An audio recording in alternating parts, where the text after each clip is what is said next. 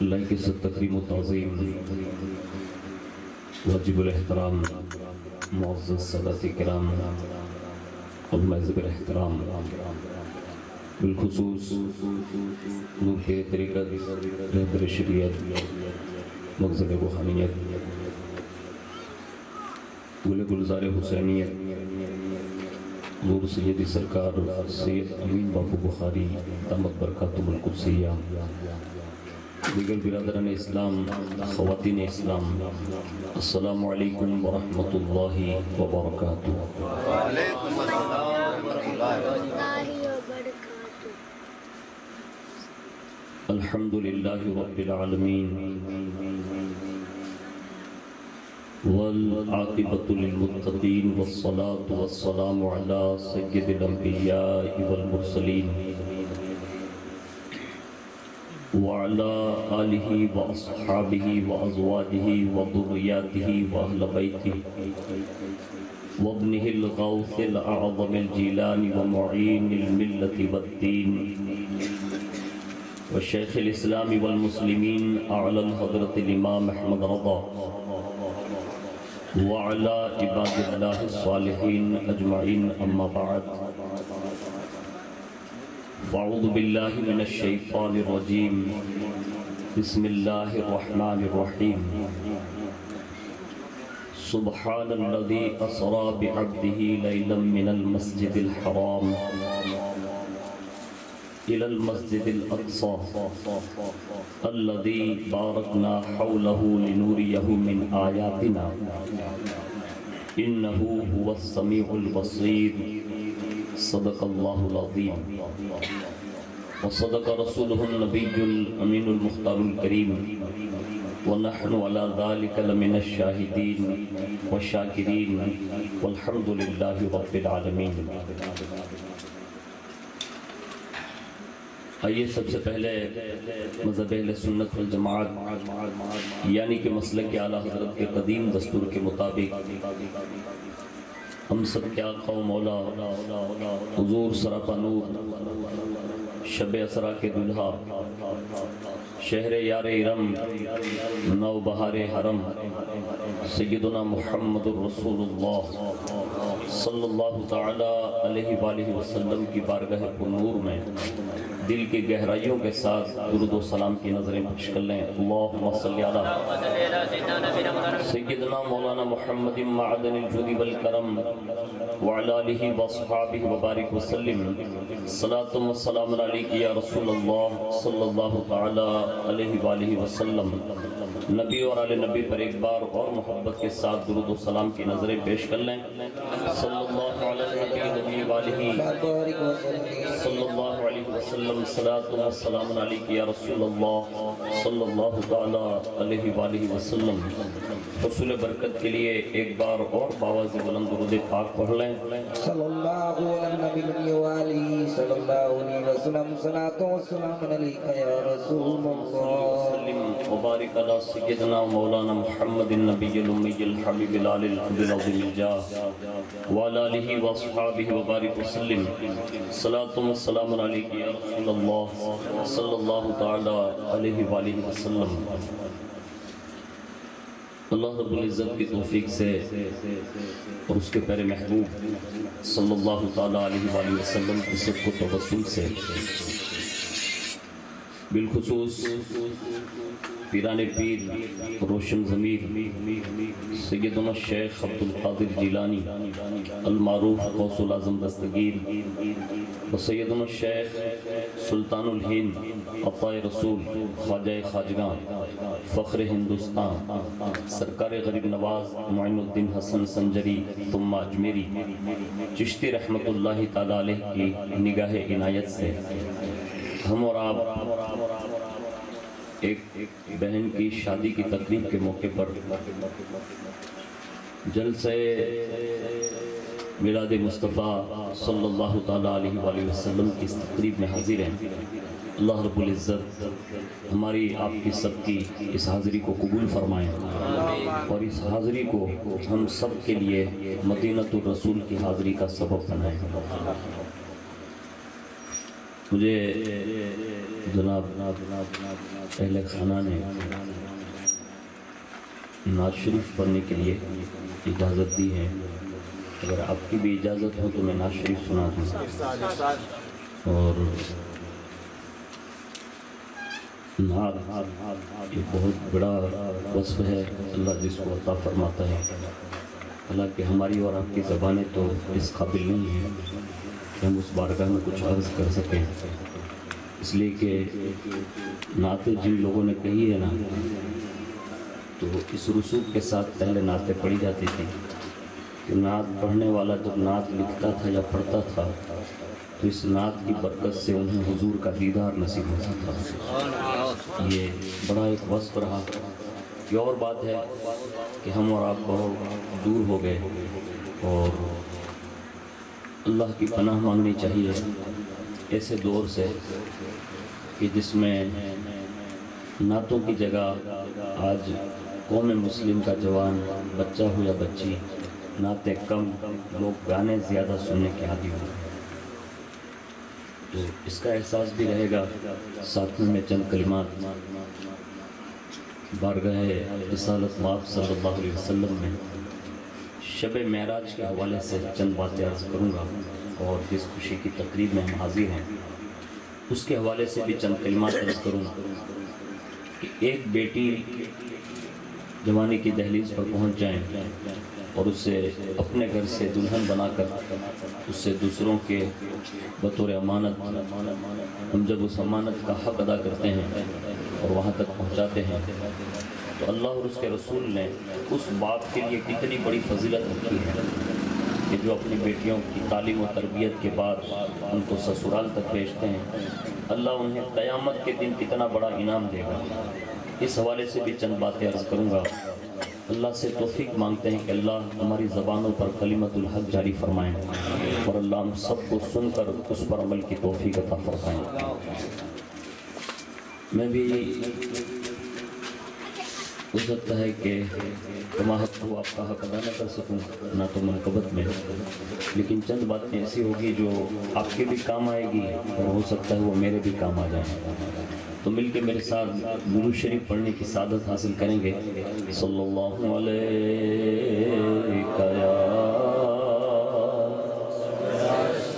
ایسے نہیں، آپ مائک میں مت پڑھیے گا، ایسے ہی پڑھیں. صلی اللہ علیہ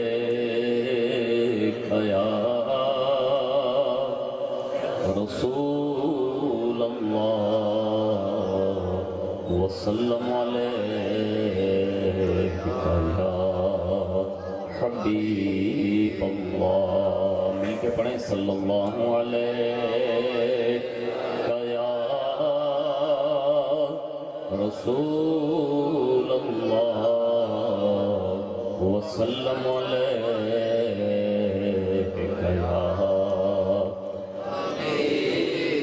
اور ایک بار اس نیت سے درود شریف پڑھیں کہ ہمارا دل یہ گواہی دے رہا ہو ہم ہاٹ فوڑی کی سرزمین پر درود شریف پڑھ رہے ہیں اور حضور بنفس نفیس اس درود شریف کو سن سکتے ہیں. اس شان سے پڑھیں. صلی اللہ علیہ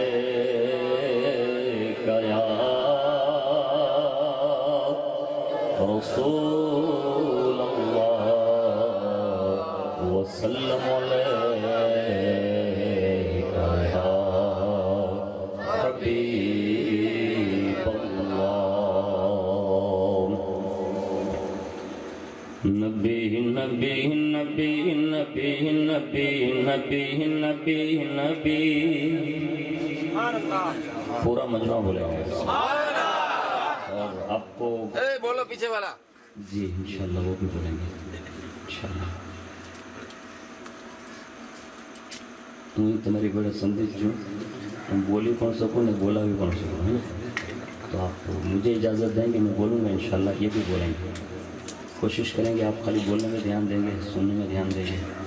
میں بات عرض کر رہا تھا کہ یہ مہینہ وہ ہے جس کی کل والی رات جو ہے نا اس میں خود اللہ نے بھی سبحان کہا، یعنی وہ سفر ہی سبحان سے شروع ہے. اور اس رب نے جو اپنی یہ صفت جو بیان فرمائی نا کہ لفظ سبحان پاک ہے وہ ذات، تو ہم اس کو سبحان اللہ کی صورت میں بولتے ہیں. اللہ نے تو صرف سبحان کہا یعنی اپنا تعارف کرانا تھا کچھ کو رب کو کہ پاک ہے وہ ذات جو لے گئی اپنے بندے کو. تو اس نے اپنے بارے میں یہ کہا کہ میں پاک صاف ستھرا ہوں، یعنی اللہ کی ذات میں کوئی نقص نہیں نکال سکتا. اتنی بڑی ذات والا صفات ہے جس کو ہم اپنی زبان میں یہ کہتے ہیں سبحان اللہ. اور یہ اتنا وزنی کلمہ ہے کہ اگر بندہ اس کلمے کی حقیقت کو جان لے تو روایت میں یہ لکھا ہے کہ قیامت کے دن یہ زمین و آسمان یہ بھر جائیں، اس کے بیچ کا یہ جو کھلا ہے وہ بھر جائیں. اتنا زیادہ ثواب ملا کر صرف لفظ سبحان اللہ پر دیا جائے. یعنی یہ اتنا بڑا وزنی ہے. تو جہاں بھی آپ کو اچھا لگے وہاں آپ کیا بولیں گے؟ اور زور سے سبحان اللہ. نبی نبی نبی نبی نبی نبی نبی نبی نبی نبی نبی نبی. ہاتھ اٹھا کر بولے سبحان اللہ. نبی نبی نبی نبی نبی نبی نبی نبی نبی نبی نبی نبی نبی نبی نبی نبی.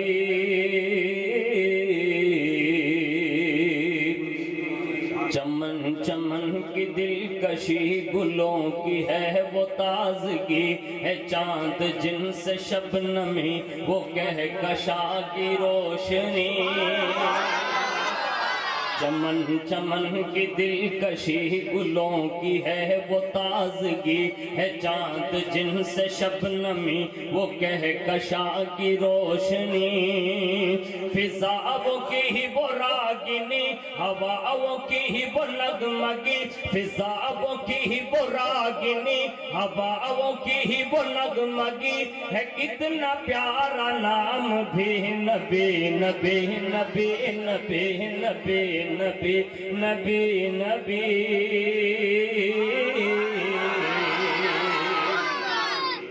اور یہ حضور ہی کا صدقہ ہے کہ آج ہم جو اپنی بیٹیوں سے محبت کرتے ہیں نا تو یہ بھی رسول اللہ کی آمد کا صدقہ ہے. ورنہ کائنات میں عورتوں کی کیفیت یہ بتائی جاتی ہے اس زمانے سے پہلے، یعنی زمانے جاہلیت میں ہر ملک کی یہ حالت تھی، عرب کی نہیں، ہر ملک کی، کہ عورت ذات سے نفرت کی جاتی تھی. اور اس حد تک کہ لوگ کہ یہاں بیٹی پیدا ہو تو لوگ اس کو زندہ دفن کر دیتے تھے مار کر.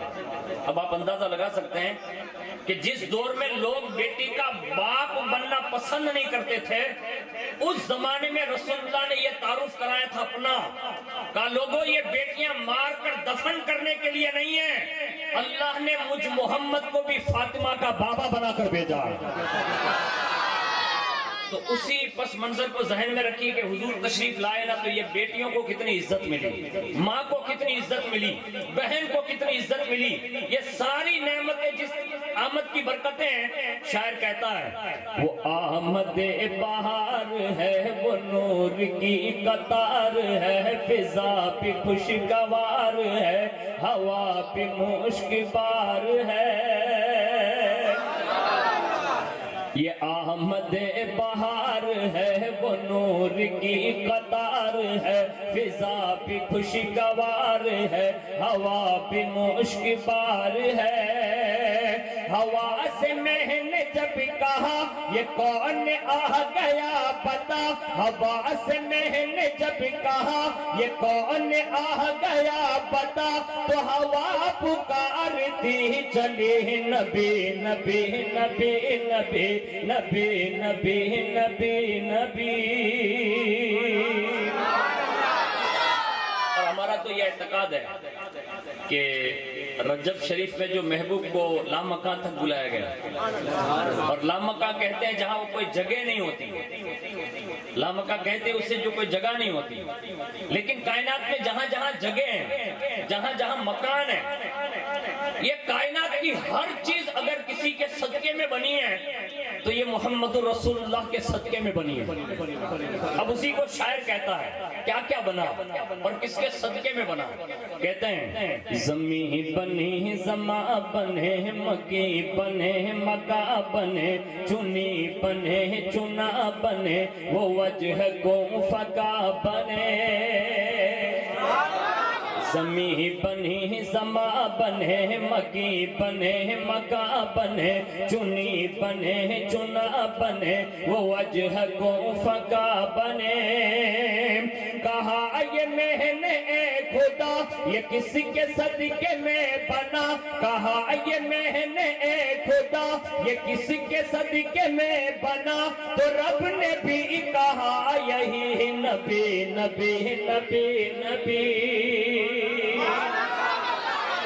اور یہ حضوری کا خاص اعجاز ہے کہ حضور نے اپنے زمانے میں جن جن لوگوں کو نکھارا جن جن لوگوں کو سنوارا اس میں سے ایک سنورنے والی ذات جسے کہتے ہیں دنیا حضرت عمر بن خطاب کا نام دیتی ہے یہ کائنات کی وہ عبقری شخصیت ہے کہ جس کو اللہ رب العزت نے حضور کے توسل سے اتنا نوازا کہ حضور نے ان کی ایک فضیلت بیان کی ہے اور وہ فضیلت یہ تھی کہ اگر میرے بعد کوئی نبوت کا دروازہ کھلا رہتا اور اس کے بعد اگر کوئی نبی آ سکتا تو وہ عمر بن خطاب ہوتا لیکن ابتدا یہ تھی یعنی پہل یہ تھی شروعات کہ دشمنوں کے ورغلانے پر آپ حضور کے قتل کا منصوبہ بنا چکے تھے یہ واقعہ بڑا مشہور ہے میں شعر جو عرض کرنا چاہتا ہوں تو اس کا پس منظر عرض کر رہا ہوں لیکن یاد رکھیں کہ قدرت اگر ارادہ کر لینا کہ کسی کو میرے محبوب کے قدموں میں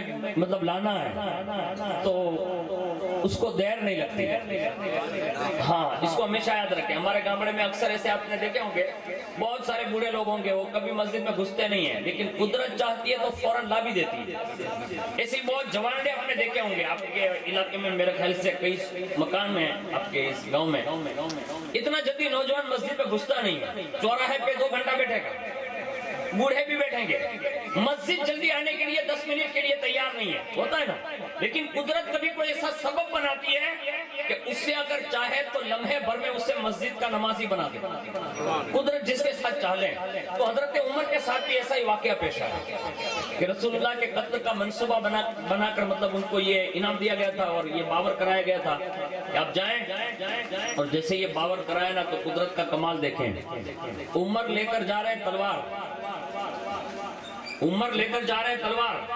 قدرت نے فیصلہ کیا کہا عمر تو نے میرے محبوب کے در کی طرف رخ کیا ہے نا خالی چہرہ اگرچہ نیت صاف نہیں ہے لیکن ارادہ کیا ہے نا کہ محبوب کے در کی طرف جا رہا ہے اب جو میرے محبوب کی طرف رخ کر لیتے ہیں نا میں اس کی تقدیر کے فیصلے کر دیتا ہوں یعنی حضور کی جانب جو بھی بڑھا اللہ اس کی تقدیر کے فیصلے کر دیتا ہے اب عمر چلے تلوار لے کر اب ظاہر سی بات ہے کہ عمر کا روب اتنا بڑا مطلب تھا کہ شیطان بھی جو راستہ بدل دیتا ہو لیکن اس زمانے میں جب اسلام قبول نہیں کیا تھا تب بھی روب تھا لیکن حالت کفر میں تھے تو وہاں کے بڑے بڑے سردار ڈرتے تھے لیکن جیسے محبوب کے در کی طرف رخ کیا نا تو کسی نے ایک بات عرض کر لی اور وہ پوچھ لیا جب وہ بڑھنے لگے تو شاعر کہتا ہے چلے جو قتل کو عمر یعنی جا رہے ہیں حضور کو معاذ اللہ قتل کرنے لیکن اللہ جب تقدیر کے اس کے فیصلے ہوتے ہیں نا وہ بڑے نرالے ہوتے ہیں شاعر جو جملہ پیش کرنا چاہتا ہے اس کو تقدیر الہی پر منحصر کیجئے سنیے چلے جو قتل کو عمر کہا کسی نے روک کر کہاں چلے ہو اور کدھر مزاج کیوں ہے عرش پر چلے جو قتل کو عمر کہا کسی نے روک کر کہاں چلے ہو اور کدھر مزاج کیوں ہے عرش پر ذرا بہن کی لو خبر فدا ہے وہ رسول پر ذرا بہن کی لو خبر فدا ہے وہ رسول پر وہ کہہ رہی ہے ہر گھڑی نبی نبی نبی نبی اب یہاں سے میں اپنی بہنوں کی بارگاہ میں ایک عرضی رکھ رہا ہوں ڈانٹنے نہیں آیا ہوں ایک بہن کی شادی ہے خوشی میں شریک ہونے آ گیا ہوں آپ کے ساتھ میں حالانکہ بڑا طویل سفر کر کے حاضر ہو رہا ہوں لیکن پھر بھی حاضر ہو گیا ہوں تو فوری طور پر آپ کے سامنے آیا ہوں لیکن بہنوں سے ایک عرضی کروں گا اگر بہن عمر کے اگر اسلام قبول کر لیں اور وہ ہر وقت اللہ اس کے رسول کا نام لینا، تو بہن کی وجہ سے عمر جیسے بندے کو اسلام کی توفیق مل جاتی ہے۔ یعنی اس دور میں اگر بہن چاہے کہ بھائی کو نمازی بنانا ہے تو وہ بنا سکتی ہے، بیٹی چاہے کہ باپ کو نمازی بنانا ہے تو بنا سکتی ہے، بیوی چاہ لے کہ شوہر کو نمازی بنانا ہے تو بنا سکتی ہے، ماں چاہ لے کہ مجھے اپنے بیٹے کو نمازی بنانا ہے تو بنا سکتی ہے۔ لیکن یہ چاہنا کیسے ہوگی؟ سیریل دیکھنے سے نہیں ہوگی۔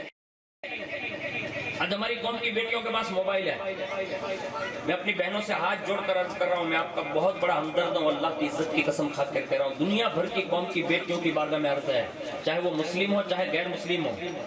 ابھی صورت والا واقعہ ابھی چل رہا ہے سوشل میڈیا پر، چل رہا ہے نا، وجہ کیا بنی؟ ایک جوان بیٹی، چہیتی بیٹی ایک باپ کی۔ ہمارا دین جو ہے نا وہ انسانیت کا درد دیتا ہے۔ بیٹی اگرچہ وہ کسی کی بھی تھی لیکن تھی تو انسان نا۔ اس کے گھر کے سامنے جب اس کے گلے پر کسی نے چھری پھرائی ہوگی اور اس کی ماں دیکھ رہی ہوگی، آپ اندازہ لگا سکتے ہیں تو اس ماں پر کیا بیت رہی ہوگی۔ اس کا باپ بیچارہ افریقہ نوکری کرتا تھا، جب یہ معاملہ پیش آیا نا تو وہ بیچارہ آیا، اور اس کی جو کیفیت میں نے انٹرویو میں دیکھی، آپ نے بھی دیکھی ہوگی۔ اور بات ہے کہ ہماری اور آپ کی انسانیت تھوڑی مردہ ہو گئی نا، اس لیے ہمیں اس کا احساس نہیں ہے۔ میرے یار، بیٹی کو رخصت کرتے وقت تھوڑی دیر رو لینا یہ ہمدردی نہیں ہے۔ کائنات میں کسی بھی بیٹی کی ہمدردی میں رونا نا یہ سب سے بڑا کمال ہے، اس لیے کہ رسول اللہ کی سنت ہے۔ حاتم طائی کی بیٹی جب رسول اللہ کی بارگاہ میں کنیز بنا کر لائی گئی نا، جب مال غنیمت میں، اب وہ بادشاہ کی بیٹی تھی، یعنی حاتم طائی یہ بہت بڑا بادشاہ اپنے زمانے کا سخی دل آدمی، اس کی بیٹی جب لائی گئی نا تو ظاہر سی بات ہے بڑی سلطنت کی بیٹی ہے، لیکن حضور نے دیکھا نا کہ ان کو باندیا بنا کر لائی گئی، حضور نے دیکھا اس کا چہرہ کھلا ہوا، سر پہ کچھ ہے نہیں، حضور نے ایک صحابی سے فرمایا جا ان کے سر پر میری یہ چادر اڑا دے۔ یعنی ہمارے نبی اس بات کا درس دیتے ہیں کہ کائنات میں بیٹی کسی کی بھی ہو لیکن وہ عزت کے بھی قابل ہے اور احترام کے بھی قابل ہے۔ آج ہمیں اور آپ کو یہ کرنے کی ضرورت ہوگی، جوانوں کو بھی، اور میں اپنی قوم کی بیٹیوں سے عرض کر رہا ہوں، یہ واقعہ ہمارے لیے درس عبرت ہے۔ ہماری قوم کی کوئی بیٹی کے لیے موبائل ضروری ہے اینڈرائیڈ والا۔ آپ کہیں گے برکاتی یہ ایجوکیشن کا دور ہے، کون سی ہماری بیٹی ریلائنس کمپنی کی مالک ہے بھائی؟ ہم کس نہج پر اپنی بیٹیوں کو موبائل دے رہے ہیں؟ کوئی دینے کی ضرورت نہیں۔ اگر میری بہنیں سمجھدار ہیں تو اس کو تھوڑا دل پہ لیں، اس لیے کہ کائنات میں آج بڑی تیزی کے ساتھ ایک ٹرینڈ چلا ہے اور قوم کی بیٹیوں کے ساتھ بڑا کھلواڑ ہو رہا ہے۔ ابھی کے ویک میں، جس کو ابھی چند دن نہیں ہوئے نا یہ صورت والے واقعے کو، کئی میڈیا پر یہ خبریں آ گئی کہ کئی جگہ یہ کیس بن گئے ایسے، اور یہ کیسز چالو ہی ہے۔ انصاف کہیں نہیں ملتا ہے، اب یہ بیچارے دوڑ رہے، دنیا بھر نے دیکھا کہ یہ مار رہا ہے پھر بھی انصاف نہیں مل رہا ہے۔ میں کہتا ہوں جہاں ساری دنیا کی عدالتیں بند ہو جائے اور کوئی انصاف نہ دلا سکے نا، تو آج بھی اسلام یہ علل اعلان کرتا ہے انصاف اگر کوئی دلا سکتا ہے وہ احکم الحاکمین دلا سکتا ہے، محمد الرسول اللہ کی ذات دلا سکتی ہے۔ اور کائنات نے یہ دیکھا ہے کہ جہاں سارے دروازے انصاف کے بند ہو جاتے ہیں، اگر کسی مذہب اور دین میں انصاف مل سکتا ہے تو وہ صرف اسلام ہے کہ جس کے دروازے پر اپنوں کو بھی انصاف ملتا ہے اور پرائیوں کو بھی انصاف ملتا ہے۔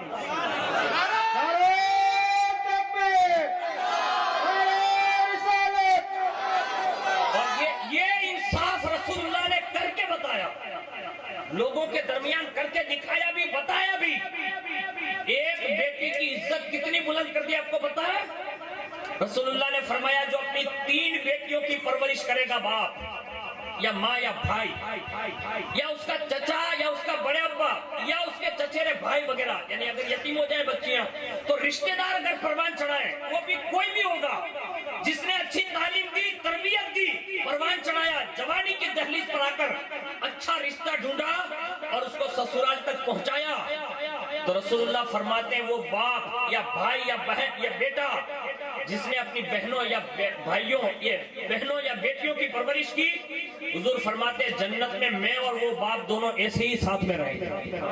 یعنی حضور نے انگلی مبارک کا اشارہ کیا، جیسے یہ دونوں انگلیاں الگ نہیں ہیں، بس اسی طرح حضور نے اس باپ کو بشارت دی کہ تو اپنی بیٹی کو جو پروان چڑھا کر سسرال بھیج رہا ہے شادی کروا کر، تیرے لیے اللہ نے جنت میں میرا ساتھ رکھا ہوا ہے. یہ 3 بیٹیوں میں بشارت ہے. کسی نے کہا یا رسول اللہ اگر 2 ہی بیٹیاں ہو تو حضور نے فرمایا 2 والے کے لیے بھی یہی بشارت ہے، یعنی جنت کی بشارت دی. کسی نے کہا حضور 1 بیٹی ہو تو حضور نے فرمایا 1 بیٹی کے لیے بھی یہ بشارت ہے. کسی نے عرض کیا یا رسول اللہ اگر کسی کے یہاں 1 بھی بیٹی نہ ہو تو حضور نے فرمایا اس کے لیے میں محمد ہوں صلی اللہ علیہ وسلم. یعنی حضور نے تشنا نہیں چھوڑا. میں اپنی بہنوں سے گزارش کروں گا اس کے باپ کا ایک بار انٹرویو سن لینا اگر یوٹیوب پر اگر موقع مل جائے. صحیح بتا رہا ہوں، آج بڑی تیزی کے ساتھ بچوں کی عزتوں کے ساتھ کھیلا جا رہا ہے. میری بہنوں میں آپ سے عرض کر رہا ہوں سیدہ کائنات کی سیرت پڑھنے کی عادت ڈالو، اس لیے کہ جو سیریلیں دیکھتی ہے نا اس سے اللہ عزت نہیں دیتا. جو سیرت فاطمہ قوم کی بیٹیاں پڑھتی ہیں نا اللہ اسے رابعہ بصری بنا دیتا. اور رابعہ بصری کسی عام بندی کا نام نہیں ہے بلکہ کائنات میں اس خاتون کا نام ہے کہ جب وہ حج کے لیے جاتی ہے تو کعبے کو حکم دیا جاتا ہے کعبہ آج اپنی جگہ چھوڑ، میری بندی رابعہ آ رہی ہے، اس کے استقبال کے لیے تو چلا جا تاکہ لوگوں کو پتہ چل جائے کہ سیریلیں دیکھنے سے عزت نہیں ملتی، مصطفیٰ کا کردار اور کردار فاطمی ادا کرنے سے یہ عزت ملتی ہے. یہ سب تو کعبے کو دیکھنے جاتے ہیں اور یہ کعبہ جو ہے وہ رابعہ بصری کو دیکھنے آتا ہے. نعرہ تکبیر، نعرہ رسالت. یہ کب ہوگا؟ یہ اس وقت ہوگا جب ہماری قوم کی بیٹیاں ہمارے دین سے قریب ہو جائیں. ورنہ آج بڑا بھیانک ماحول ہے. میں گجرات بھر میں سفر کر رہا ہوں، آج بڑی تیزی کے ساتھ بہت بڑے بڑے حالات پیش آتے ہیں اور آپ مجھ سے زیادہ جانکار لوگ ہیں، مطلب آتے جاتے ہوں گے. حالات بڑی سچویشن خراب ہے. اس حساب سے میں یہ چاہوں گا کہ میری بہنوں سے میری ایک ہی ریکویسٹ ہے، اللہ اگر آپ کو توفیق دے ماں خاتون جنت کو پڑھیے. آپ جتنا زیادہ پڑھے گی جتنا زیادہ پڑھے گی جتنا زیادہ پڑھے گی.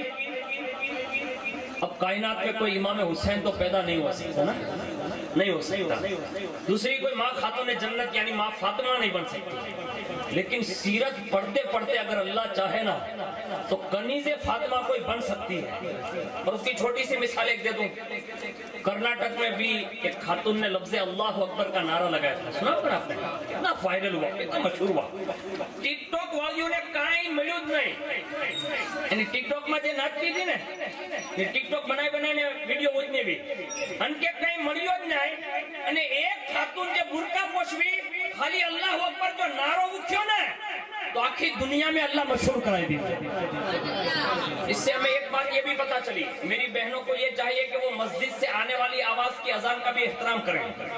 اور میرے بھائیوں سے بھی یہ عرض کروں گا اس اذان کی قدر اس خاتون نے بتا دی کہ اگر اللہ اکبر ایک رسول اللہ کی مطلب کنیز اگر نعرہ لگا دے نا اللہ اکبر کی تو دنیا میں تہلکہ مچ جاتا ہے.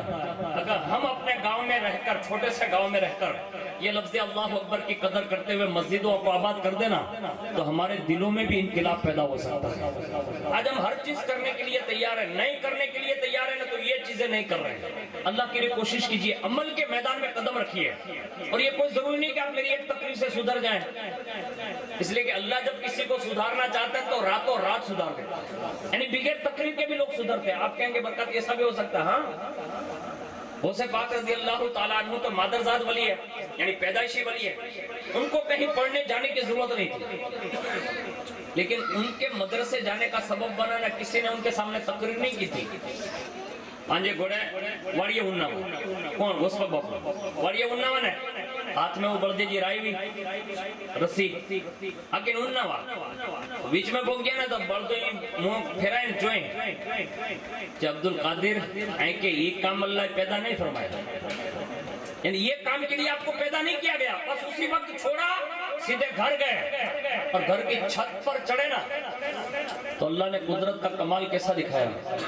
گھر کی چھت سے میدان عرفات کے حاجیوں کو دیکھنے لگے، یعنی کہاں جیلان اور کہاں عرفات کا میدان مکہ شریف میں دیکھ لیا اور نیچے آئے، ماں کی گود میں سر رکھا اور عرض کیا، کہا ماں آج عبد القادر جیلانی یہ چاہتا ہے کہ میں کوئی اعلیٰ تعلیم کے لیے سفر کر کے بغداد معلیٰ جانا چاہتا ہوں۔ یعنی یہ سبب بنا، آپ سمجھ گئے نا میری بات جو میں عرض کرنا چاہتا ہوں۔ تو آج بھی ہمیں اور آپ کو یہ اسباب پیدا کرنے ہوں گے۔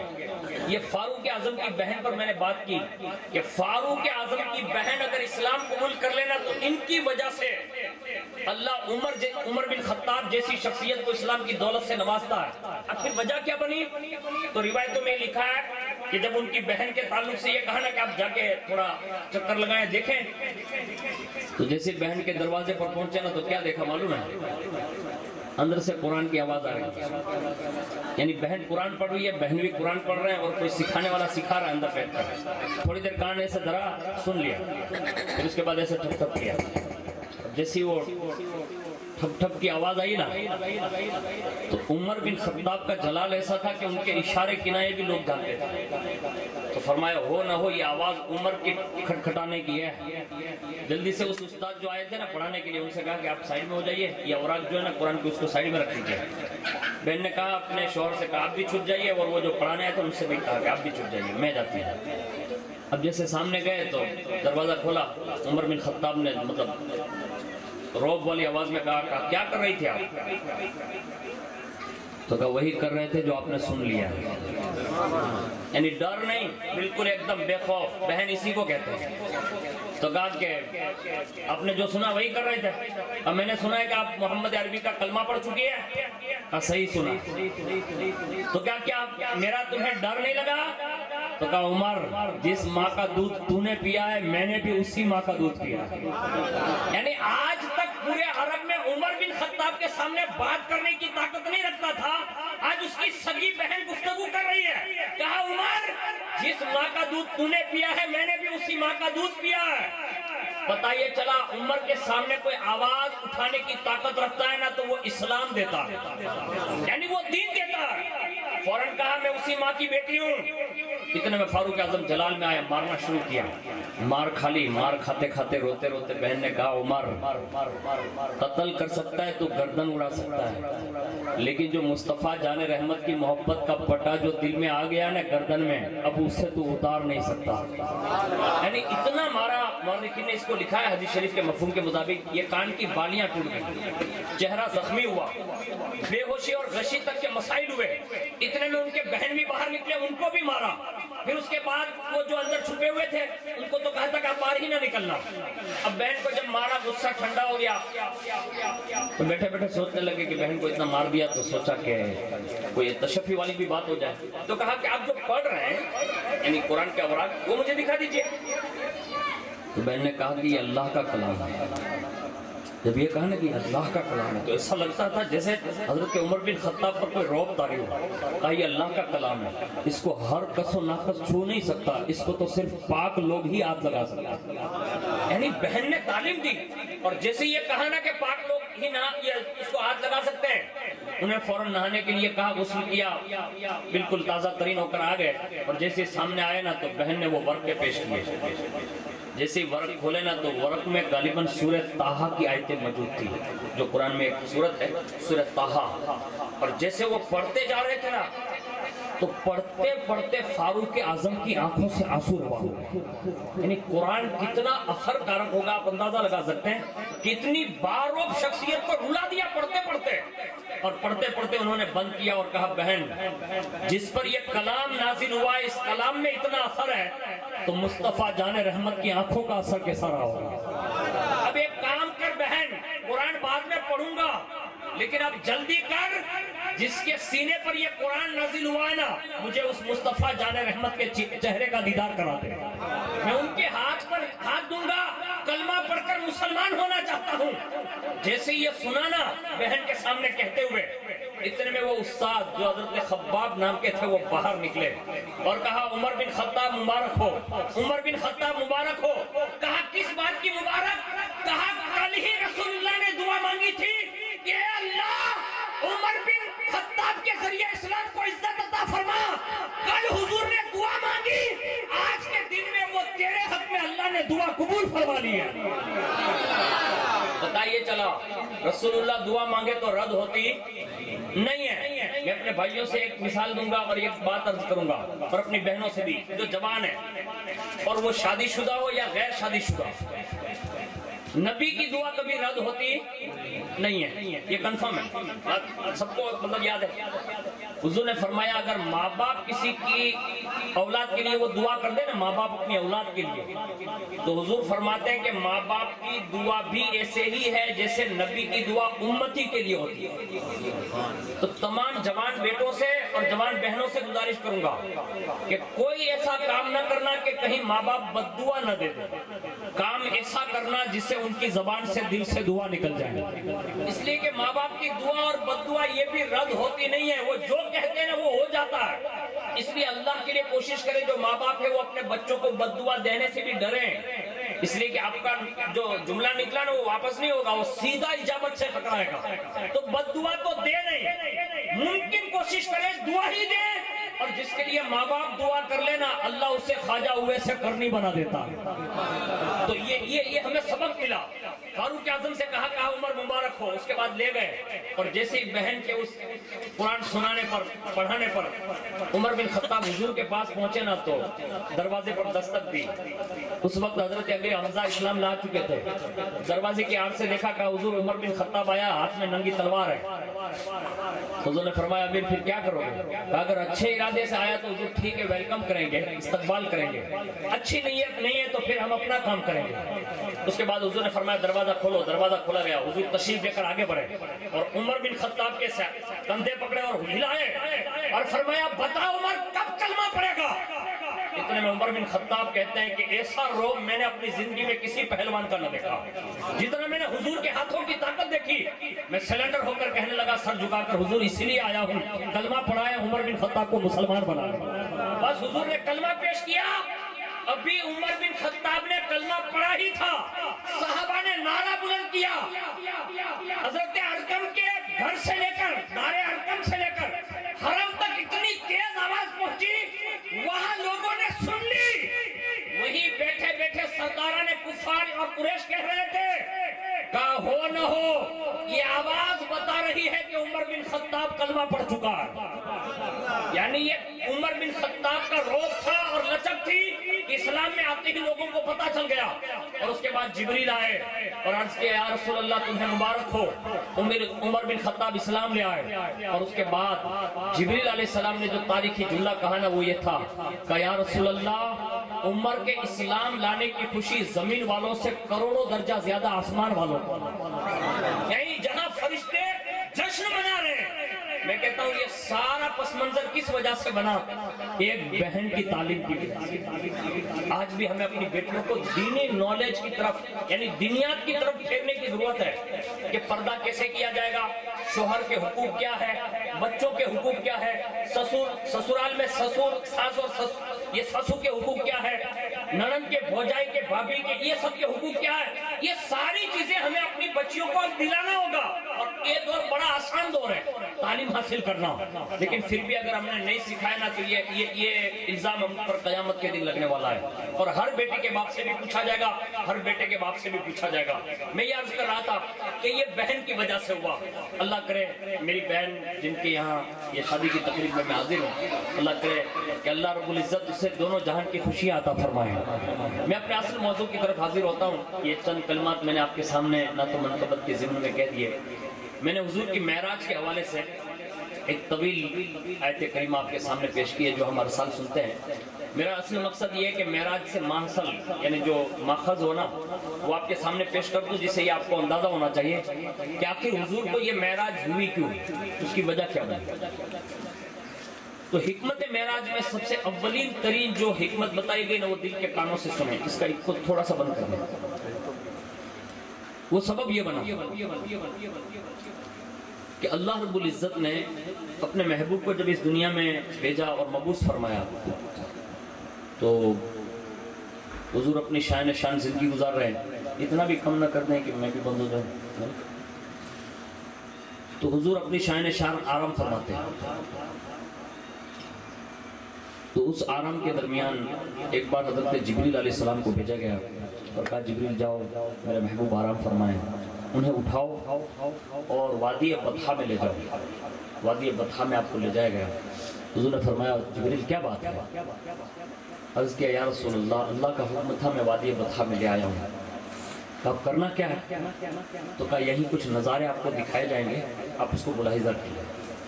حضور فرماتے ہیں کہ اس وقت جبریل علیہ السلام نے میرے سامنے میری امت کو پیش فرمایا, یعنی ساری امت کی روحوں کو حضور کے سامنے پیش کر دیا جو قیامت تک آنے والی ہے سب کو. اور وہ پوری امت کا جو نامہ اعمال تھا نا, وہ چیپٹر پورا حضور کے سامنے پیش کیا کہ حضور یہ آپ کی امت ہے. اب حضور نے سارا پس منظر دیکھا, اس میں امتیوں کے گناہ دیکھے. آپ سمجھ رہے ہیں میری بات؟ آپ سمجھ رہے ہیں؟ حضور نے امت کے گناہ دیکھے, اور جب گناہ دیکھے تو بڑی کثرت کے ساتھ دیکھے, اور اتنے زیادہ دیکھے کہ حضور امتیوں کے گناہ دیکھ کر غمگین ہو گئے. کتنے گناہ ہو رہے ہیں وہ ہم اور آپ اپنی نظروں سے دیکھ رہے ہیں, دنیا دیکھ رہی ہے اس کو. لیکن ایک بات عرض کر رہا ہوں کہ مثال کے طور پر میرا بیٹا ہو, میرا بیٹا کوئی غلطی کرے تو پورے گاؤں والوں کو غم نہیں ہوگا. غم جو میرے دل میں ہوگا نا وہ میں ہی جانتا ہوں, کیونکہ میں اس کا باپ ہوں. اسی طرح آپ بھی کسی بیٹے کے باپ ہیں. بیٹا غلطی کرے یا بیٹی غلطی کرے تو جتنا غم اور درد اور علم جو باپ پر گزرتی ہے اتنی زیادہ کسی پر نہیں گزرتی, بلا تشبیہ اور تمثیل. نبی جو ہوتا ہے نا وہ امت کا روحانی باپ ہوتا ہے, اور ان کو فکر ایک یہ ہوتی ہے کہ میں اپنے زمانے میں اتنا زیادہ نیکیاں بتا دوں اور نیک عمل بتا دوں امت کو کہ اس پر چلے اور نیکیاں کرتے کرتے وہ میرے ساتھ جنت تک آئے. یعنی یہ نبی کی فکر ہوتی ہے. اور اگر کوئی نبی بتا دے اور اس کے بعد امت عمل نہ کرے اور گناہ کی طرف مائل ہو جائے تو اس سے حضور کو تکلیف ہوتی ہے, یعنی نبی کو تکلیف ہوتی ہے. اب حضور کو جب سارا پس منظر قیامت تک کا دکھایا نا کہ یہ آپ کی امت ہے, حضور غمگین ہو گئے, اور اتنے غمگین ہو گئے. پھر پوچھا ہوتے ہوئے جبریل یہ بتا سکتے ہیں آپ کہ اب یہ امت کے گناہ بخشے کیسے جائیں گے؟ یعنی اتنی بڑی گنہگار امت ہے, اب اس کو معاف کیسے کیا جائے گا؟ تو جبریل علیہ السلام نے یہ عرض کی تھی کہ اللہ کا پیغام یہ ہے کہ محبوب اگر آدھی امت بخشوانا ہے تو آدھی رات تک نماز پڑھیے. کتنی رات تک؟ کتنی رات تک؟ آدھی رات تک. اب آدھی رات کس کو کہتے ہیں میں ایگزامپل سمجھا دوں. ابھی مغرب کا وقت جو ہے نا وہ 6:55 ہے, یعنی 7 میں 5 کم. یہاں کیا ہوگا وہ تو آپ بہتر جانتے ہیں, لیکن مغرب کا وقت یہی ہے. شروع اذان اتنے بجے ہوتی ہے. اب یہیں سے شام شروع. اب آپ گن سکتے ہیں کہ رات کے 12 گھنٹے ہوتے ہیں یا 13 یا 14 جو بھی ہوتے ہیں, 12 گھنٹے گن لیں. تو اب یہ 7 سے لے کر آپ 6 گھنٹے تک چلے جائیں تو یہ 6 گھنٹے تک جبریل علیہ السلام یہ کہہ کر گئے محبوب یہ آدھی رات اگر آپ عبادت کرتے ہیں تو اللہ آدھی امت کو معاف فرما دے گا. یعنی آدھی رات عبادت کون کریں گے؟ نبی. اور اگر آپ پوری امت بخشوانا چاہتے ہیں تو اللہ کا حکم یہ ہے کہ آپ پوری رات عبادت کریں تو اللہ آپ کی پوری امت کو معاف فرما دے گا.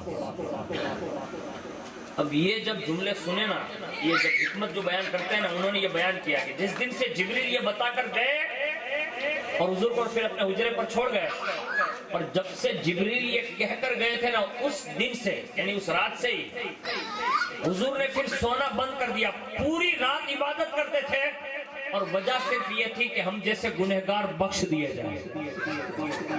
اب اس کے باوجود بھی حضور اتنا قیام کرتے یعنی نماز پڑھتے کہ آپ کی پنڈلی جو ہے نا اس میں سے خون بہنے لگتا تھا.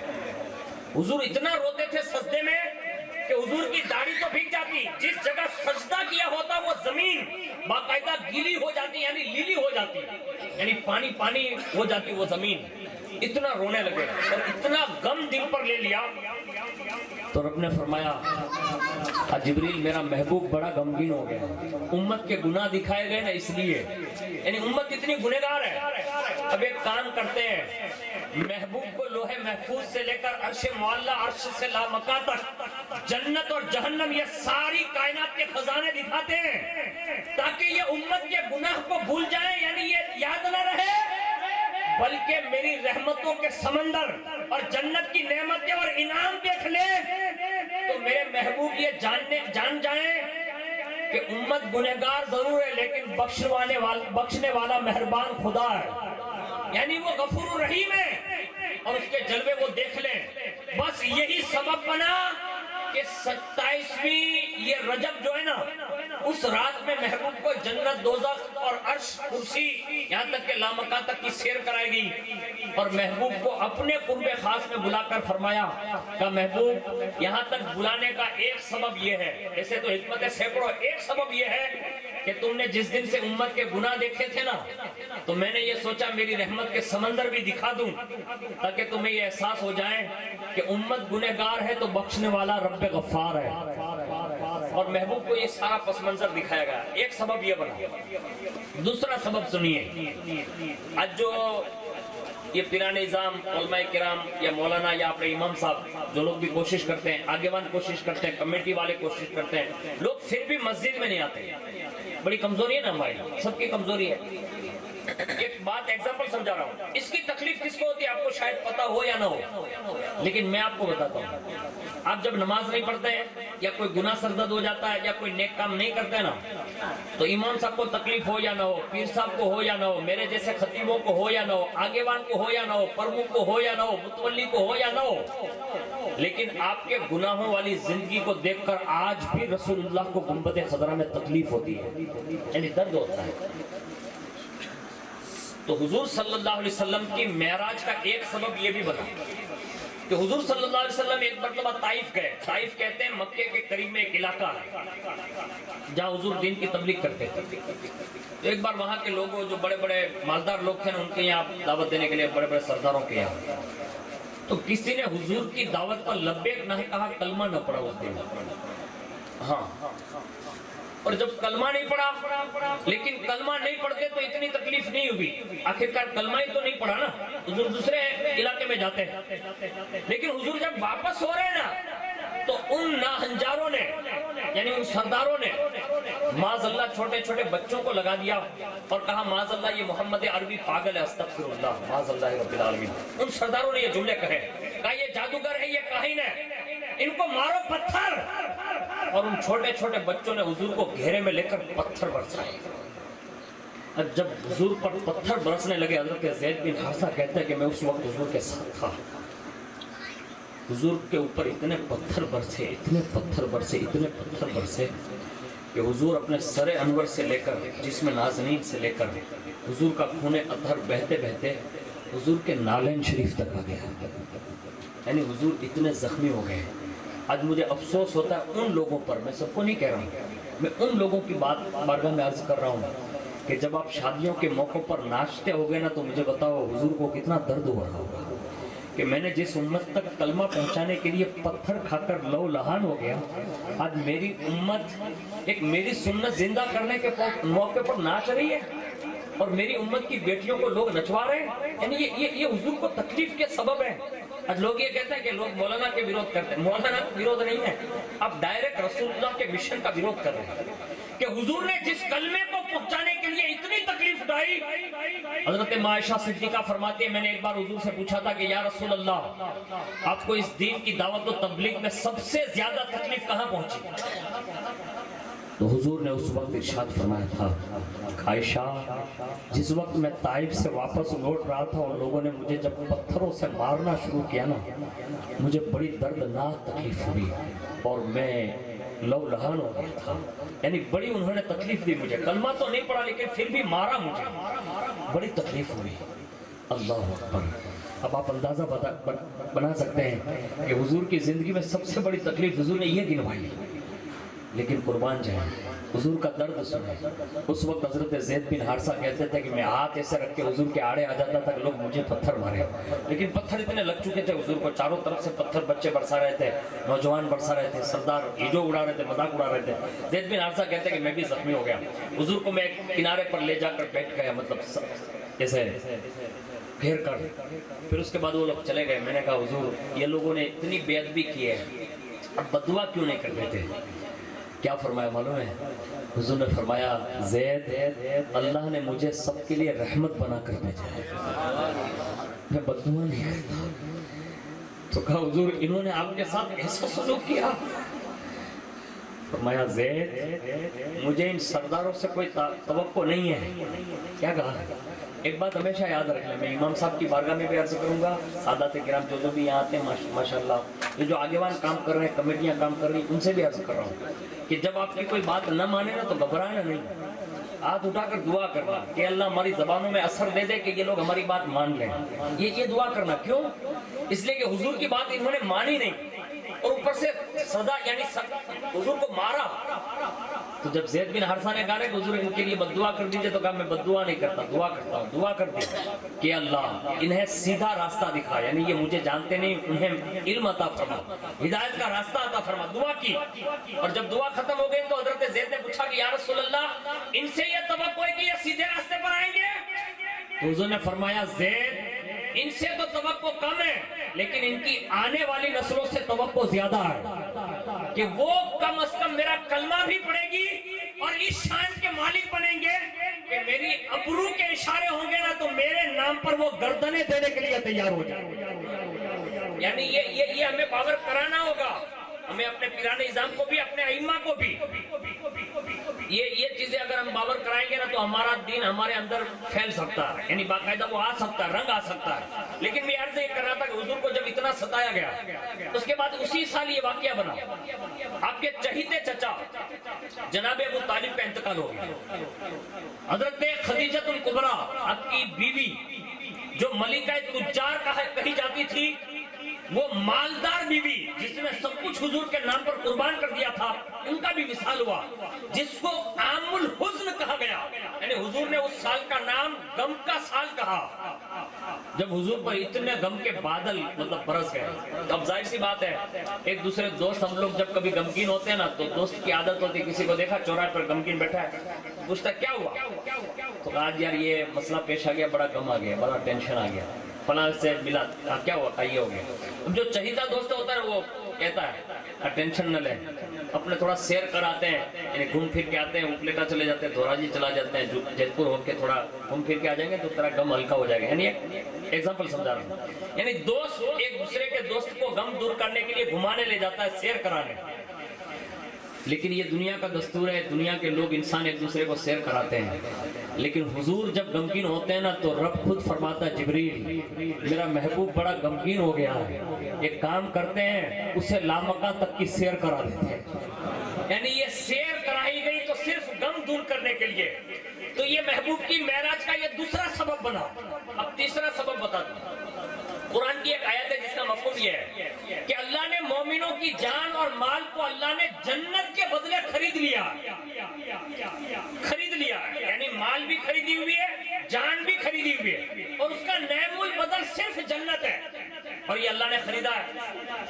اب ظاہر سی بات ہے ہم ہے حضور کے امتی، اب اللہ نے جو خریدا ہے نا جان اور مال کے حوالے سے تو جنت تو دے گا. اب جو مال کے سوداگر ہوتے ہیں نا ان کو پتا ہوتا ہے کہ مال اس میں کچھ ہلکا بھی ہوتا ہے، کچھ خاص بھی ہوتا ہے، کوئی وی آئی پی بھی ہوتا ہے، اچھا بھی ہوتا ہے، نبلا بھی ہوتا ہے. ظاہر سی بات ہے ہر طرح کی چیزیں ہوتی ہیں، اور جو چیز نعم البدل ملنے والی ہوتی ہے نا وہ اس کا دیکھنا ضروری ہوتا ہے کہ وہ نعم البدل میں جو دے گا نا وہ مال ہے کیسا، یعنی وہ چیز ہے کیسی. تو بلا تشبیہ اور تمثیل محبوب کو جنت کی سیر کرائی گئی اور وہاں یہ ساری نعمتیں دکھائی گئی کہ محبوب آپ کی امت کے جو جان اور مال میں نے خریدے نا وہ سودا سستا ہے، یعنی اتنی بڑی نعمت دے رہا ہوں جان اور مال کے بدلے میں. اب دیکھیں تو صحیح جنت اتنی بہترین چیز ہے اور اتنی بہترین جگہ ہے. حضور نے فرمایا کسی کان نے سنا نہیں ہوگا، کسی آنکھ نے دیکھا نہیں ہوگا. جنت میں اللہ نے اتنی نعمتیں کثرت سے رکھی ہے کہ بندہ جتنا دیکھتا جائے گا اس کی آنکھیں تو تھک سکتی ہے، جنت کی نعمتیں کبھی کم نہیں ہوگی. اور جنت کی نعمتیں اس حد تک ہیں، لیکن اس میں سب سے بڑی نعمت جو اللہ نے رکھی نا وہ یہ ہے حضور کو دکھایا، لیکن دکھا کر واپس بھیجا. کہا محبوب دیکھو اور دیکھ کر واپس جاؤ، امتیوں کو بتانا. اور ساتھ میں محبوب سے یہ بھی وعدہ دیا، کہا محبوب آج 27ویں کی رات جو ہے نا وہ آپ لامکہ تک آ کر میرا دیدار کرتے ہیں، یہ آپ کی معراج ہے. لیکن آپ کی امت کو جب جنت میں داخل کر دوں گا نا تو آپ کی امت کی سب سے بڑی معراج جنت میں یہ ہوگی کہ وہ اپنے سر کی آنکھوں سے آپ کے صدقے میں میرا دیدار کریں گے. یعنی جنت میں بھی یہ معراج کے سبب سے جو جنت ملی ہے نا تو یہ جنت میں خدا کا دیدار ہوگا اور یہ رسول اللہ کے صدقے میں ہوگا. تو یہ سب سے بڑی نعمت ہوگی اور وہاں رسول اللہ کا دیدار ہوگا, یہ بھی سب سے بڑی نعمت ہوگی. تو یہ سبب بنا جو تیسری حکمت بیان کی. اور ایک حکمت یہ بھی ہمارے بزرگوں نے بیان کی ہے کہ اللہ رب العزت نے اپنے محبوب سے وعدہ فرمایا اِنَّا أَعْطَيْنَاكَ الْكَوْثَرَ, اور ایک جگہ پر فرمایا وَلَسَوْفَ يُعْطِيكَ رَبُّكَ فَتَرْضَىٰ, یعنی محبوب ہم نے آپ کو خیر کثیر عطا فرمائی ہے اور وَلَسَوْفَ يُعْطِيكَ رَبُّكَ فَتَرْضَىٰ, اتنا دیں گے کہ آپ راضی ہو جائیں گے. اب یہ رضا کے مزدے اور یہ کوثر کا مزدہ, تو جب یہ مزدے دنیا میں سنائی دیے گئے تھے تو محبوب سے کہا محبوب ایک کام کریں نا, آپ آ کے دیکھ بھی لیں اور میری بارگاہ میں جو میں نے وعدہ کیا نا اس کا وہ چیپٹر بھی دیکھ لیں, یعنی مجھ سے ڈائریکٹ بات کر لیں. تو محبوب کو معراج کرائی گئی اور اس میں چیپٹر میں ایک حکمت یہ لکھی ہے کہ جب اللہ کے پیارے حبیب اپنے سر کی آنکھوں سے اپنے رب کی بارگاہ میں دیدار کر رہے ہیں اس وقت 90,000 کلمات اللہ رب العزت نے ارشاد فرمائی. یعنی اللہ نے اپنے محبوب سے 90,000 باتیں ارشاد فرمائی جو حضور کی شان شان اور رب کی شان شان ہے. آپس میں باتیں ہوئی. محبوب سے کہا محبوب 30,000 ایسی ہے جو تو جانتا اور میں جانتا ہوں, یعنی یہ باتیں راز رہے گی, اس سے کوئی کھول نہیں سکے گا. 30,000 ایسی رہے گی, آپ کو اجازت ہے اگر آپ چاہیں تو بتا دیں, آپ چاہیں تو اپنے پاس رکھ لیں, اور 30,000 ایسی ہے جس میں آپ کو کلی اختیار ہے کہ آپ سب کو بتا سکتے ہیں. یعنی یہ 30,000 کلمات ہوئے جو باتیں ہوئی اس میں ایک بات یہ تھی جو حکمت بری حضور نے بیان کی کسی کے پوچھنے پر. رب نے مجھے 70,000 مرتبہ ایک کلمہ ارشاد فرمایا یا حبیب سل ما شئت, یعنی محبوب آپ جو چاہے مانگے آج تمہارا رب تمہیں عطا فرمائے. یہ ایک ہی سوال رب نے فرمایا, کہا آپ مانگے. وہ 70,000 کے جواب میں حضور نے 70,000 جو جواب دیے نا دل کے کانوں سے سنیے, وہ صرف ایک ہی بات تھی, یا اللہ میری امت کو میرے حوالے کر دے اور اس سے معاف فرما دے. یعنی یہ کل کی رات جو ہے نا وہ ہماری بخشش کی رات ہے. کل سو مت جانا, وہاں جا کے جو بھی آپ سے بن سکے نا وہ عبادت کر کے حضور کی بارگاہ میں پہنچانا, اور اس رات میں جو فیصلے ہوئے نا وہ میں آپ کو بتانے جا رہا ہوں. لیکن اس رات میں خالی یہ بھی توفیق مانگنا کہ محبوب جو تحفے آپ لے کر آئے نا اللہ کی بارگاہ میں آپ ہمارے لیے اس وقت بھی دعا کر دیں اپنے مزار پر نور سے کہ اللہ ہمیں اس تحفے کی قدر کی توفیق عطا فرمائے. یعنی یہ رب نے وعدہ جو کیا نا وہ حضور نے بیان فرمایا کسی کے پوچھنے پر. جب کسی نے پوچھا نا کہ حضور وہاں جو باتیں ہوئی نا اس میں سے کوئی ایک بات بتا دیں, تو حضور نے فرمایا کہ اس وقت میرے رب نے فرمایا محبوب میں تمہارے امتیوں میں سے 70,000 لوگ ایسے ہوں گے جن کو بغیر حساب کتاب کے جنت میں داخل کر دوں گا. تو میں نے کہا مولا اور بڑھا دے, تو مجھے اور کہا گیا, کہا میں نے اتنے اور جنت میں بھیج دیے. یہاں تک کہ یہ باتیں ہوتی رہی یہاں تک کہ میری مطلب شفاعت کا جو مزدہ تھا نا وہ طلب کر رہا تھا کہ میں مانگوں اور رب دے دے. جب جتنا میں نے چاہا مانگا نا تو رب نے فرمایا محبوب اگر سارے فیصلے یہی اپنے دونوں لپٹا لیں گے تو لوگوں کو پتا کیسے چلے گا کہ مصطفیٰ رحمت للعالمین ہے. لوگوں کو پتا کیسے چلے گا کہ میں رحمان بھی ہوں, رحیم بھی ہوں, غفار ہوں, غفور ہوں. میری کریمی کا اور رحیمی کا پتا کیسے چلے گا. محبوب اپنے سمجھوتا یہ کرتے ہیں, یعنی یہاں یہ بات کرتے ہیں قیامت کے دن دنیا میں اس وقت اپنی رحمانیت کا صرف ایک حصہ برتا رہا ہوں تو کائنات میں جتنی مائیں اپنے بچوں سے جو نر اور مادہ کے اندر رحمت کا مادہ ہے نا یہ پوری انسانیت اور جانوروں میں جس میں بھی رحم کا مادہ ہے یہ صرف میری رحمت کے ایک حصے کا اثر ہے. یعنی ماں بیٹے سے پیار کر رہی ہے نا تو اس کے ایک حصے کا اثر ہے. بیٹا باپ بیٹے سے پیار کر رہے ہیں, ایک رحمت کا اثر ہے. بہن بھائی سے محبت کرتا ہے, یہ رحمت کا اثر ہے. جانور میں آپ دیکھتے ہوں گے جانور بھی اپنے بچوں سے محبت کرتے ہیں. یہ کائنات میں جتنی رحم دلی ہے وہ صرف اس کی رحمانی صفت کا ایک جھلک ہے. اور فرمایا قیامت کے دن میں 99 رحمانیت کا اثرات بیان کروں گا, یعنی وہاں اظہار کروں گا اور اپنے 99 حصے رحمت کے وہاں ظاہر کر دوں گا، یعنی وہاں میری رحمت جو ہے میرے غضب پر غالب ہوگی۔ اور دوسرا جملہ ارشاد فرمایا، کہا محبوب میں نے تمہیں رحمت بنا کر بھیجا ہے قیامت کے دن، وَلَسَوْفَ يُعْطِيكَ رَبُّكَ فَتَرْضَىٰ، اور عَسَىٰ أَن يَبْعَثَ رَبُّكَ مَقَامًا مَحْمُودًا کا تاج زرین، تمہیں شفاعت کا تاج دوں گا۔ اگر کوئی بندہ میری رحمت کے اس زمرے میں آ گیا بخشا جائے گا، بائی چانس اگر کوئی بڑا مجرم آیا اور بخشا نہ گیا تو فرمایا میں تیری شفاعت کے حوالے کر دوں گا، تاکہ لوگوں کو میرے رحمان ہونے کا بھی پتہ چل جائے اور تمہارے رحمت للعالمین ہونے کا بھی پتہ چل جائے۔ یعنی یہ باتیں قیامت یہ عرش معلیٰ پر لامقام ہوگی۔ اور اس میں سے ایک خوبصورت بات اللہ رب العزت نے جو ہمیں حضور کے توسل سے عطا فرمائی وہ یہ تھی کہ محبوب جب بارگاہ الہی میں حاضر ہوئے تو رب نے پوچھا، اور رب نے یہ فرمایا کہ محبوب وہاں سے آئے ہو تو جب دو یار ملتے ہیں نا تو کوئی نہ کوئی تحفہ لاتا ہے، تو آپ دنیا سے کیا لائے؟ یعنی محبوب سے، حالانکہ اللہ کے یہاں کوئی چیز کی کمی نہیں، لیکن ایک محبت ہے اور محب و محبوب کی یہ راز ہے جو امت کو دینا مقصد تھے۔ تو رب نے ارشاد فرمایا، کہا محبوب آپ کیا لائے؟ تو جو عرض کیا نا وہ دل کے کانوں سے سنیے۔ اس وقت حضور نے عرض کیا، التحیات للہ والصلوات والطیبات، یعنی التحیات کا یہ جو حصہ ہے نا یہ حضور نے وہاں بیان فرمایا، عرض کیا، کہا میں مولا یہ لایا ہوں۔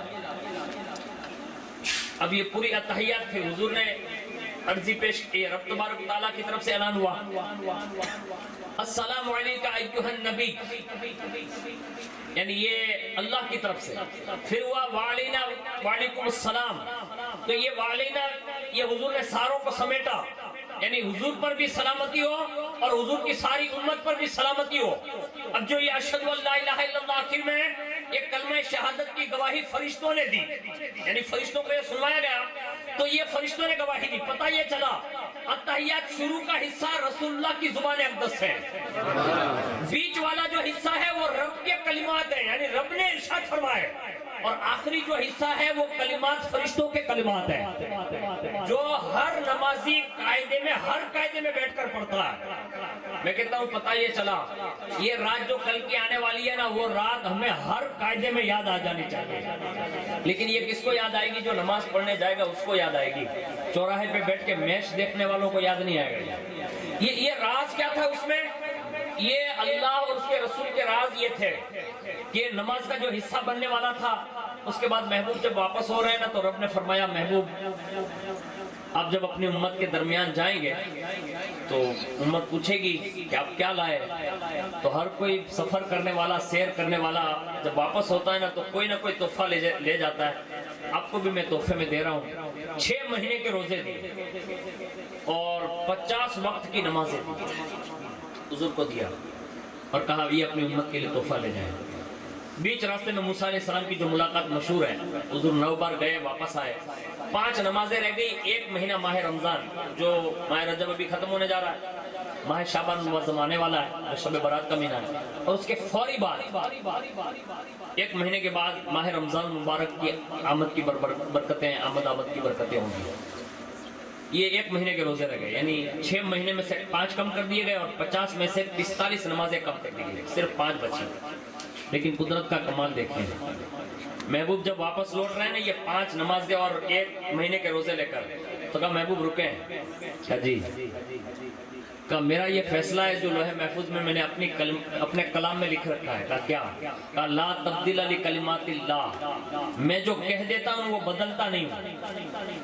حالانکہ یہاں یہ بات ہو گئی کہ 50 سے 5 نمازیں ہوئی، لیکن محبوب اگر کوئی پوچھے نا کہ اللہ نے تو 50 دی تھی یہ 5 کیسے، تو محبوب یہ آپ کے امتیوں کو دینا اور ان سے کہنا کہ یہ 5 پڑھو گے اللہ 50 وقت کی نماز کا ثواب عطا فرمائے۔ یہ مہینے کے روزے رکھیں گے اور ماہ شوال کے 6 روزے رکھیں گے تو پورے سال بھر کے روزوں کا ثواب عطا کر دو، یعنی یہ تحفے دیے۔ آج ہماری اور آپ کی کمزوری یہ ہو گئی کہ محبوب کے لائے ہوئے اس تحفے کو ہم نے اور آپ نے فراموش کر دیا ہے، اور بڑی تیزی کے ساتھ پوری امت میں بے نمازیوں کی تعداد بڑھ رہی ہے۔ میں آپ سب سے گزارش کروں گا ایک بہن کی خوشی کی تقریب میں حاضر ہو، اللہ کا شکر ادا کرنا چاہیے 100%، لیکن کل کی رات میں ایسی توبہ کر کے اٹھو کہ اللہ کم از کم ہمارے ہر نوجوان اور بوڑھوں کو اور ہمارے بچوں کو بھی اور ہماری بہنوں کو بھی اللہ نماز کی توفیق سے سرفراز فرما دے. اس لیے کہ یہ کل کی رات دعا مانگنے کی رات ہے, بڑی مقبولیت کی رات ہے, اور اللہ جس سے چاہتا ہے نا یہ نعمتوں سے سرفراز فرماتا ہے. تو آپ سے امید کروں گا کہ کل کی رات جو ہے بڑی رات ہے, آپ ضرور بھی ضرور مسجد میں جائیں, اللہ توفیق دیں تو روزہ بھی رکھ لیں, اس لیے کہ ماہ رجب المرجب شریف کا مہینہ ہے اور اس مہینے کی بڑی اہمیت ہے. سب سے بڑی اہمیت تو یہی ہے جو میں نے کل کی رات کے تبصرے پر آپ کو عرض کی ہے کہ یہ ملاقات کے وہ لمحات کے وہ لمحے ہوں گے, اور اس وقت اگر ایک بھی لمحہ آپ کا اس رات میں قبول ہو گیا نا تو میں یہ سمجھتا ہوں ہماری زندگی اور آخرت کی یہ معراج ہو جائے گی. لیکن شرط یہ ہے کہ ہمیں دل کیسا رکھنا ہوگا. جب حضور معراج سے واپس آ رہے ہیں تو جبریل علیہ السلام ساتھ میں تھے, تو حضور نے پوچھا جبریل کہا یہ اتنا لمبا چوڑا سفر کر کے میں چند لمحوں میں واپس جا رہا ہوں, تو کیا یہ بات میں کل لوگوں سے کہوں کہ ہاں رب کا حکم ہے, کل آپ کو اعلان نہیں کرنا ہے, کل لوگ مانیں گے. اب دیکھیے ماننے کی بات آئی نا تو حضرت جبریل علیہ السلام نے جو جملہ کہا نا وہ سننے کے قابل ہے. اسی وقت جبریل علیہ السلام نے کہا یا رسول اللہ یہ بات بیان کرنے کا حکم ہے اللہ کی طرف سے, آپ بیان تو کریں گے, کوئی مانے یا نہ مانے لیکن آپ کا ابو بکر صدیق ضرور مان لے گا, یعنی اس کی تصدیق کریں گے. اور باقاعدہ بن سنے ابو جہل نے جب آ کر کہا نا کہ تمہارا یار یہ باتیں کر رہا ہے, تو صدیق اکبر فرماتے ہیں ابو جہل یہ تو میرے محبوب نے جو باتیں کی ہے نا جو تو سنا رہا, ابھی تو میں میرے محبوب کے پاس جاؤں گا, اگر اس سے بھی بڑی بات اگر میرا یار کہہ دینا تو ابو بکر بغیر کسی حجت کے ماننے کے لیے تیار ہو جائے گا. اور اسی دن سے اللہ نے سیدنا ابو بکر صدیق کو صدیق اکبر بنا دیا. تو پتہ یہ چلا کہ معراج کی کوئی تصدیق کرے تو اس کو یہ القاب دیے جاتے ہیں. اس دور میں اگر معراج کے تحفے کی کوئی قدر کر لینا تو اللہ اس سے بڑے انعام دے گا. آج ہم فضیلت سننے کے عادی ہیں اور ایک رسمی طور پر ہم جلسہ کرتے ہیں. یہ آپ کی محبت ہے کہ آپ نے مجھے بلایا, میں نے چند کلمات آپ کے سامنے موضوع کے مطابق جو کل کی رات ہے بڑی رات ہے, ورنہ یہ شادی کی تقریبات پر بھی میں گفتگو کرتا, لیکن میری بہن جو جس کی کل یا پرسوں جو بھی نکاح ہوں گے ان کی بارگاہ میں ملتمس ہوں, اور ان کے ذریعے سے پوری دنیا کی امت کی عورتوں تک یہ بات برکاتی ہاشمی چینل کے ذریعے جائے گی. اور میں ان کے والی یعنی ماں باپ سے بھی عرض کروں گا, ان کے بھائیوں سے بھی عرض کروں گا کہ شادی کے بعد اب اس پر سب سے بڑا حق اس کے شوہر کا ہوگا. اس کو آپ اپنے دل کی تختی پر لکھ لیں. اب باپ کا حق نہیں رہ گیا اس پر بڑا, اب شوہر کا حق ہے. بغیر شوہر کی اجازت کے وہ اب کہیں نہیں جا سکتے, یہ اس کا حق ہوگا, اس کو ہمیشہ یاد رکھیں. یہاں تک کہ بغیر شوہر کی اجازت کے اگر کہیں جانے کا حکم ہے تو فرمایا گیا کہ اگر وہ شوہر کو ناراض کر کے گئی نا تو جب تک گھر واپس نہیں آتی اللہ اور اس کے فرشتے اس بندی پر لعنت بھیجتے رہتے ہیں. ہاں اس لیے میں آپ کو یہ بہن کے ذریعے دنیا کی تمام بیٹیوں تک یہ بات پہنچاؤں گا کہ جیسے نکاح ہو اب تم پر سب سے زیادہ ضروری یہ ہے کہ اب اس پر تمہارا حکم چلے گا, یعنی وہ حاکم ہے. اب وہ جو کہہ دینا, حضور نے تو یہاں تک بیان فرمایا شوہر کا حق. رسول اللہ فرماتے ہیں کہ کائنات میں اللہ کے بعد کسی کو سجدہ کرنے کا حکم ہوتا تو میں عورتوں کو حکم دیتا کہ وہ اپنے شوہروں کو سجدہ کریں. اب آپ اس جملے سے سمجھ رہے ہیں, اب یہ رسول اللہ کی حدیث پاک کا مفہوم میں نے بتایا. اللہ کے سوا ہم کسی کو سجدہ نہیں کرتے کائنات میں کسی کو سجدہ نہیں کرتے, صرف اللہ کا کرتے ہیں. لیکن حضور نے یہ شوہر کی اہمیت قوم کی بیٹیوں کو بتائی کہ تم جس کے نکاح میں جا رہی ہو اس کو معمولی نہ سمجھنا, اگرچہ وہ غریب کا بیٹا ہو, اس لیے کہ وہ تمہارا حاکم ہے, تمہارا شوہر ہے, تمہارے سر کا تاج ہے. اس کا حق یہ ہے کہ اللہ کے بعد اگر کسی کو سجدہ کرنے کا حکم ملتا نا تو عورتوں کو یہ حکم دیا جاتا کہ وہ اپنے شوہروں کو سجدہ کرتی. حالانکہ حکم نہیں ہے لیکن یہ حضور نے اہمیت بیان کی. دوسری بات عرض کر رہا ہوں, حضور نے فرمایا اگر پورے جسم میں شوہر کے پھوڑی اور پھنسیاں نکل آئیں, یعنی اللہ نہ کرے کسی کو ایسا ہو لیکن ایک بات حضور نے مثال دی کہ پورے جسم میں آبلے پڑ جائیں اور باقاعدہ اس کی جلد پر بیماری نکل آئے اور خون اور پیپ نکل آئے. حضور نے فرمایا اگر اس کی عورت یعنی بیوی اس خون کو چوس لے یعنی باقاعدہ اس کو مطلب شفا دلوانے کے لیے یعنی خدمت کرے تو حضور نے فرمایا وہ سارا خون اور پیپ چوس چوس کر نکال بھی دینا. حضور نے فرمایا پھر بھی وہ اپنے شوہر کا حق ادا نہیں کر سکتی. یعنی حضور نے اہمیت بتائی اور فرمایا جس عورت سے جس کا خاوند راضی ہوتا ہے نا حضور فرماتے اللہ اس بیوی کو بغیر حساب کے جنت میں داخل فرمائے یعنی اس کا حساب نہیں ہوگا. اب آپ اندازہ لگا سکتے ہیں کہ ہمیں اپنی قوم کی بیٹیوں کو ایک بات یہ باور کرانا ہوگی. اس لیے کہ آج ہمارے جو جھگڑے کے مسائل بنتے ہیں نا اس کی ایک وجہ یہ بھی ہوتی ہے. میں آپ کو نصیحت کرنے کے لیے حاضر ہوا ہوں اور میں آپ کو جو ہے باتیں عرض کرنے کے لیے. اس لیے میری ایک بات ہمیشہ یاد رکھنا, میری 4 بہنیں الحمدللہ اللہ کا شکر ادا کرتا ہوں کہ اللہ نے مجھے 4 بہنوں کا بھائی بنایا. میری 4 بہنوں میں 3 بہنیں میرے گاؤں میں اور 1 بہن قریب کے گاؤں میں. لیکن میری والدہ میرے والد کا اور میرا خود کا یہ مزاج ہے. میرے بڑے بھائی بھی 2 ہیں لیکن میری ایک ذمہ داری ہے جب بھی ہماری بہنیں گھر واپس آئی یعنی کبھی کوئی معاملہ ہوا اور آئی نا میں نے کبھی چند گھنٹے بھی ان کو گھر پہ رکنے نہیں دیے.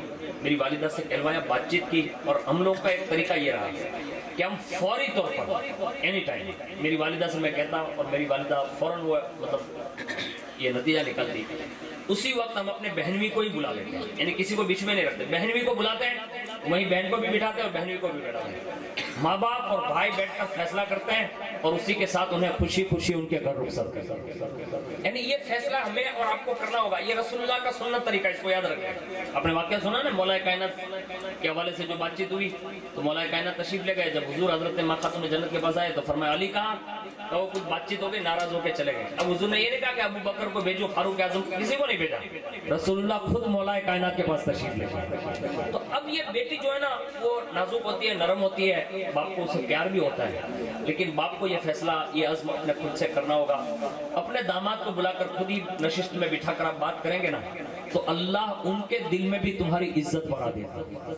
آج ہمارے یہاں جو حالات بن رہے ہیں بڑی تیزی کے ساتھ, جس کو اپنی بھاشا میں ہوتا ہے سامنے بیٹھی ہے, یہ جو ہے نا یہ جو معاملات بن رہے ہیں پوری دنیا بھر میں, اس کی وجوہات یہ ہوتی ہے کہ بیچ میں ہم کسی کو ٹانگ لڑانے کے لیے بیچ میں رکھتے ہیں. کسی کو نہ رکھیں, اس لیے کہ بچوں کے معاملات میں جو ماں باپ درد رکھتے ہیں نا وہ کوئی اور نہیں رکھ سکتا. اس لیے ماں باپ کو یہ چاہیے, خاندان والوں کو چاہیے کہ خود ہی فیصلہ کرنا سیکھیں. اس لیے کہ قوم کی بیٹیاں کورٹ کے دروازے تک جائیں نا یہ اسلام کو زیبا نہیں دیتا, یہ ہماری عزت اور ناموس اسے قبول نہیں کرتی. اس لیے میں نے چند باتیں سب تک پہنچانے کے لیے عرض کر دی ہے. اس لیے ماں باپ کو یہ چاہیے, ان کے بھائیوں کو بھی یہ چاہیے اللہ آپ کی بہن کو ہمیشہ خوش رکھیں, انہیں شاد و آباد رکھیں, ان کے شوہر کی سچی اور پکی انہیں محبت عطا فرمائیں, ان کے شوہر کے دل میں بھی ان کی محبت عطا فرمائیں, اللہ خوشگوار زندگی بنائے اور بار بار حج و عمرہ کی سعادت عطا فرمائیں. لیکن بائی چانس زندگی ہے, کبھی بھی مسائل میں کوئی بھی مسئلہ پیش آئے دل بڑا رکھنا. دل بڑا رکھ کے آپ جب اپنی بیٹی کے ساتھ اچھا سلوک کرنے کے لیے اپنے داماد کو بلا کر بات کریں گے, میرا یقین ہے کہ مولا کائنات فرماتے ہیں کہ حضور نے جب ہمیں اور ماں خاتون جنت کو ملایا اور آ کر دعا کر دی اور ہمیں سمجھا دیا, اس کے بعد مولا علی فرماتے ہیں کہ ہمارا کبھی جھگڑا نہیں ہوا. یعنی یہ رسول اللہ کی سنت ہے. تو میں نے اپنی بہن کی بارگاہ میں عرض کی ہے اور ماشاءاللہ اللہ توفیق عطا فرمائے. اور دنیا بھر کی جو بیٹیوں تک میرا یہ ویڈیو پہنچے گا تو ان سے بھی گزارش کرتا ہوں کہ آپ بھی کوشش کریں کہ اپنے شوہروں کا احترام کریں. میں بھی ایک دیہات سے آیا نا تو یہ بات مجھے یاد آ گئی کہ مجھے یہ وہاں یہ ٹاپک ہی دیا گیا تھا کہ بہنوں کو یہ بتایا جائے کہ شوہر کا حقوق کیا ہوتا ہے, یعنی شوہر کتنے بڑے مرتبے پر فائز ہوتا ہے.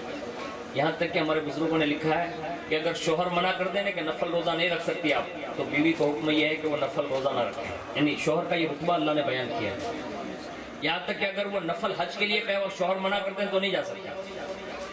یہ شوہر کے رتبے ہیں جو اللہ نے مرد کے بنائے ہیں. اور میں اپنے بھائیوں سے بھی گزارش کروں گا جو شوہر ہے کہ اس کا مطلب یہ نہ سمجھے کہ یہ بیوی ہماری نوکرانی اور کنیز ہے, نہیں, بلکہ اللہ نے اسے تمہارے گھر کی ملکہ بنائی ہے. جیسے اس پر تمہارے حقوق ہیں ایسے تم پر ان کے بھی حقوق ہیں, اس کا بھی لحاظ کریں. حضور نے خود فرمایا کہ جو تم پہنو وہ اپنی بیوی کو پہناؤ, جو تم کھاؤ وہ اپنی بیوی کو کھلاؤ, جو تم گھومو پھرو یعنی کوئی ایسی جگہ پر جاؤ جہاں جائز جگہ ہیں تو وہاں کم از کم باپردہ لے کر انہیں بھی وہاں تک لے جاؤ تاکہ ان کے دل بھی شاد اور آباد رہے اور آپ کے ساتھ مانوس رہے.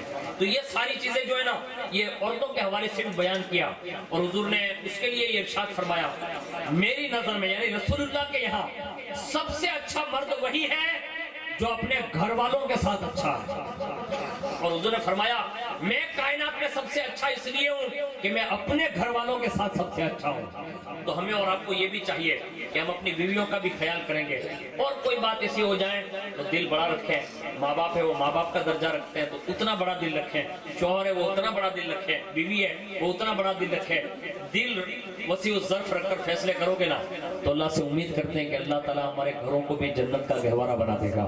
اللہ تعالیٰ سننے کہنے سے زیادہ ہم سب کو عمل کی توفیق عطا فرمائے، اور جن کے یہاں یہ خوشی کی تقریب ہے دعا کریں کہ اللہ رب العزت ماہ رجب المرجب کے صدقے میں بالخصوص حضرت امام جعفر صادق، حضرت سیدنا امیر معاویہ رضی اللہ تعالیٰ عنہ، سرکار غریب نواز رضی اللہ تعالیٰ عنہ، اور حضرت مولا کائنات پنجتن پاک اور چاریات کے صدقے میں اللہ ہماری اس بہن کی خوشیوں میں برکت عطا فرمائے، اللہ دلہا اور دلہن کے درمیان محبت عطا فرمائے، دونوں خاندانوں میں پیار عطا فرمائے، اللہ ہم سب کے دلوں میں ایک دوسروں کی محبت اور پیار نصیب فرمائے، اللہ ہماری عداوتوں کو دور فرما دے، ہماری دشمنیوں کو دور فرما دے، ہمارے بغض و حسد کو دور فرما دے، اللہ ہمارے کینوں کو ہمارے سینے سے نکال کر ہمارے سینے کو حضور کی محبت کا مدینہ بنا دے۔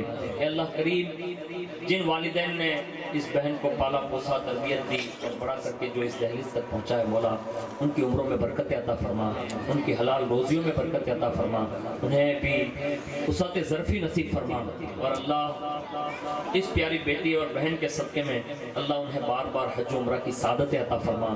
اے اللہ جتنے بھائی جو چچیرے بھائی ماموں کے بھائی جتنے بھی لوگ ہیں، جتنے بھی اہل و عیال دوست احباب آئے ہیں مولا سب کی عزت و آبرو اور ناموس کی حفاظت فرما۔